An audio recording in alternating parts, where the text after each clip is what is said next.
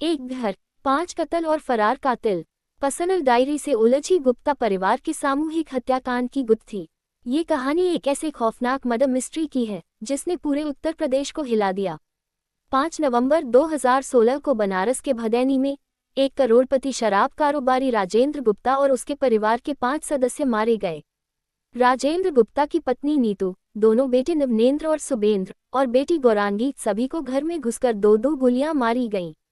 ये हत्याकांड इतना सनसनीखेज था कि पुलिस को भी यह विश्वास नहीं हो रहा था कि इतनी बेरहमी से अपने ही परिवार के लोगों को मारने वाला शख्स आखिर कौन हो सकता है। क्या राजेंद्र गुप्ता ने खुद ही अपनी मौत की साजिश रची? पहले तो पुलिस ने यही माना कि राजेंद्र गुप्ता ने ही अपने पूरे परिवार की हत्या की होगी और फिर खुद को भी मार लिया होगा। लेकिन जब पुलिस ने उसकी लाश की जांच की तो एक हैरान कर देने वाली बात सामने आई। राजेंद्र गुप्ता का शव एक अंडर कंस्ट्रक्शन मकान में मिला और वह भी बिना कपड़ों के। साथ ही उसे भी सिर और सीने में गोली मारी गई थी जैसे परिवार के बाकी लोगों को। लेकिन सवाल ये था कि खुद को गोली मारने वाला आदमी दो गोलियां कैसे मार सकता है। ये बात साफ कर रही थी कि राजेंद्र गुप्ता ने खुद को नहीं मारा था। तो फिर सवाल यह उठता है कि वह कौन था जिसने अपने ताऊ और उसके परिवार का सफाया किया। डायरी में छुपा राज, तीसरी शादी का इरादा। पुलिस की छानबीन के दौरान एक और चौंकाने वाली चीज सामने आई, राजेंद्र गुप्ता की एक पर्सनल डायरी। इस डायरी में राजेंद्र अपनी बेटी के लिए किसी काबिल लड़के से शादी की बात कर रहा था और खुद को एक संस्कारवान और कर्मठ व्यक्ति बता रहा था।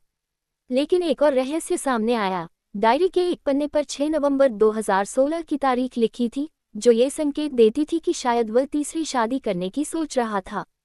तो क्या उसने अपनी शादी को लेकर कोई बड़ा कदम उठाने का मन बना लिया था?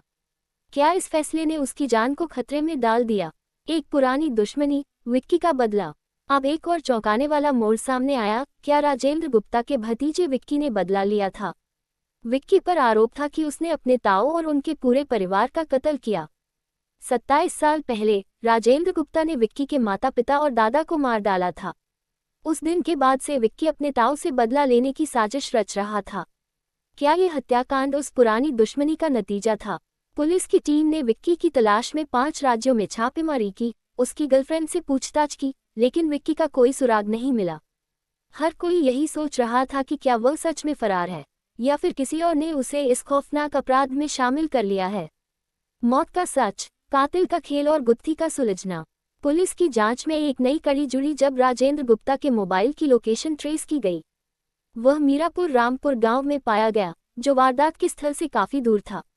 वहां पुलिस को एक अंडर कंस्ट्रक्शन घर में राजेंद्र गुप्ता की लाश मिली, लेकिन वह पूरी तरह नग्न अवस्था में थी। अब सवाल ये था कि आखिर वह क्यों वहां था और क्या उसकी मौत से कोई गहरा राज जुड़ा था? कातिल कौन था? ये कातिल कौन था जिसने राजेंद्र गुप्ता और उसके परिवार की नृशंस हत्या की? क्या विक्की ने बदला लिया था या फिर यह कोई और कातिल था?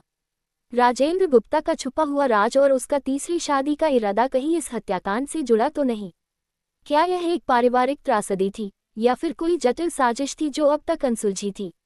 ये कहानी एक सस्पेंस, एक राज और एक खौफनाक सत्य की ओर इशारा करती है, और शायद इसके बाद भी इस मर्डर मिस्ट्री का असली सच सामने आना बाकी